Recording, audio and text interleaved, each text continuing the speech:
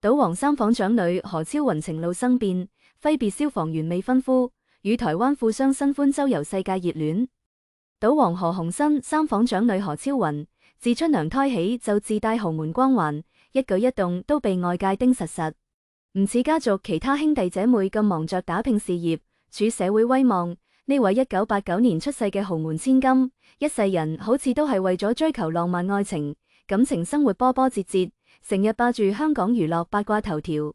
而家仲係未婚嘅佢，身邊從來唔缺桃花，近期仲情路大轉彎，靜雞雞結束咗同高級消防隊長 Douglas 嘅未婚夫妻關係，無縫銜接台灣富商新歡 Johnny Soo， 兩人熱戀9個幾月，足跡散遍多國，甜蜜互動冇停過，再一次成為全網熱話焦點。何超雲嘅感情史唔算順利，但每一段都高調得好離譜。早年同 TVB 藝人陳山聰嘅戀情鬧到滿城風雨，後來又同皮草太子爺黃大業有過一段短時期嘅糾葛，直到遇到消防員 Douglas， 呢段女強男弱嘅戀情一度被外界睇好係最有機會開花結果嘅一段。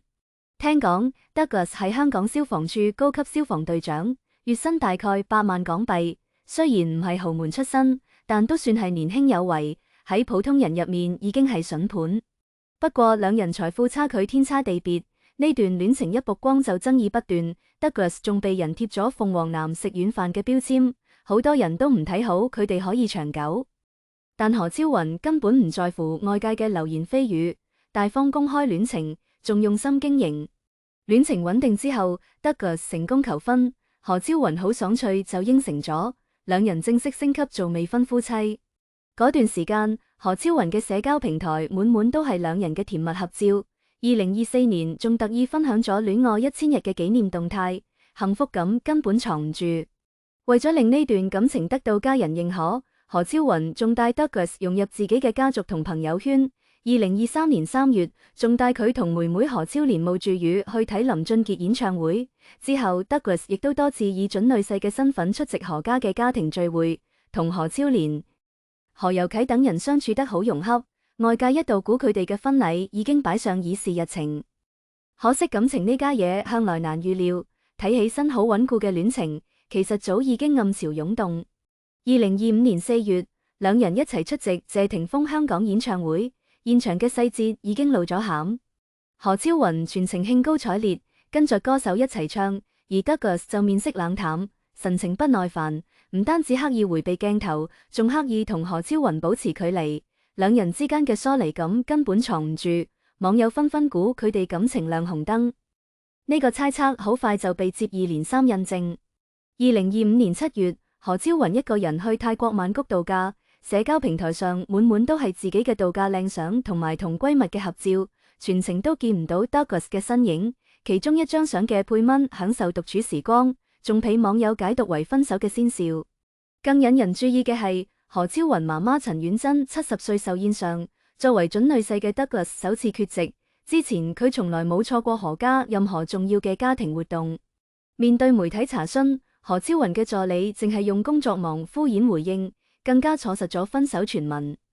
2025年8月，何超雲靜雞雞清空咗社交平台上同 Douglas 嘅所有合照，由訂婚紀念相到日常點滴，甚至戀愛1000日嘅動態都一併刪除。成個過程唔夠3個鐘，乾脆利落，同佢2013年同陳山聰分手時嘅做法一模一樣。到而家為止，兩人都冇官宣分手，亦都冇對任何異常舉動作出回應，但外界早已經心照不宣，呢段維持咗幾年嘅感情已經終結。有八卦賬號爆料，兩人分手可能係因為相處嘅矛盾，一方面何超雲性格強勢，會干涉 Douglas 嘅工作同社交。另一方面，亦有傳聞話 Douglas 沉迷賭博欠債，向何超雲求助被拒之後，兩人徹底反目，但呢啲傳聞都冇得到當事人證實。就喺全網仲喺熱議何超雲會唔會陷入情傷之際，呢位豪門千金竟然無縫銜接，身邊好快就出現咗新男伴 Johnny Soo， 兩人親密互動頻頻，好快就吸引咗媒體同網友嘅目光。唔似 Douglas 嘅普通家境， Johnny Soo 背景唔簡單，財力雄厚，同何超雲企喺一齊十分相襯。隨着兩人互動增多，佢嘅身份背景亦都被徹底起底。聽講 Johnny Soo 係中國台灣人，年紀同何超雲差不多，外形高大靚仔，留咗一圈鬍鬚，自帶成熟魅力。佢家境優越，成日周圍投資，商業頭腦好出色。早年曾經同朋友一齊創辦新形態嘅音樂品牌，主打喺特殊場地搞音樂派對同藝術展覽。儲到一定人脈同名氣之後，果斷轉型進軍豪華房地產銷售行業，主打台灣地區嘅限量豪宅，憑借精準定位同廣泛人脈，好快就成為台灣豪宅銷售領域嘅佼佼者。而家佢嘅業務已經拓展到日本，仲計劃進軍更多亞洲國家嘅豪宅市場，財力可想而知。對何超雲來講，男方財力再雄厚都不及自己屋企，佢選擇 Johnny Soo 更多係因為中意，而非物質。至於兩人點樣認識，外界暫時冇確切消息。結合兩人嘅身份同職業，好大機會係 Johnny Soo 拓展香港豪宅業務嘅時候，同名下有多套豪宅、人脈廣泛嘅何超雲相遇，之後互生情愫走埋一齊。根據兩人公開互動嘅軌跡推算，何超雲同 Johnny Soo 至少已經熱戀9個幾月，亦即係話2025年中期兩人就已經喺一齊。嗰陣時佢同 Douglas 嘅感情仲未徹底終結，難怪外界會質疑佢無縫銜接。不過何超雲一向我行我素，感情裡合則聚，不合則散，從來唔會向外界解釋自己嘅選擇。熟悉何超雲嘅人都知道，佢超中意旅遊，旅遊亦都係佢經營戀情嘅固定模式。無論係早年同陳山聰，後來同 Douglas， 定係而家同 Johnny Soo， 佢都中意帶住男友周圍環遊世界。熱戀9個幾月以來，兩人嘅足跡散遍多國，每到一個地方都會留低親密合照。何超雲亦都從來不吝嗇喺社交平台分享，熱戀狀態一眼就睇得出。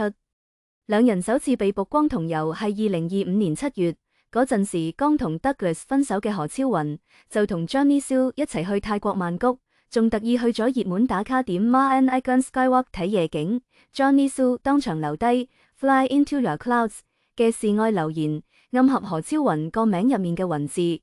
甜蜜感爆棚。嗰陣時兩人仲未公開身份，外界淨係將 Johnny Soo 視為何超雲嘅男性朋友。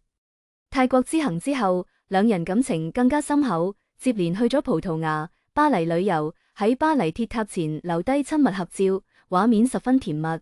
2025年10月，兩人又一齊去日本東京旅遊，特意着上和服影情侶相，仲去咗當地多個熱門景點打卡，食特色美食，每一個甜蜜瞬間都被鏡頭捕捉到。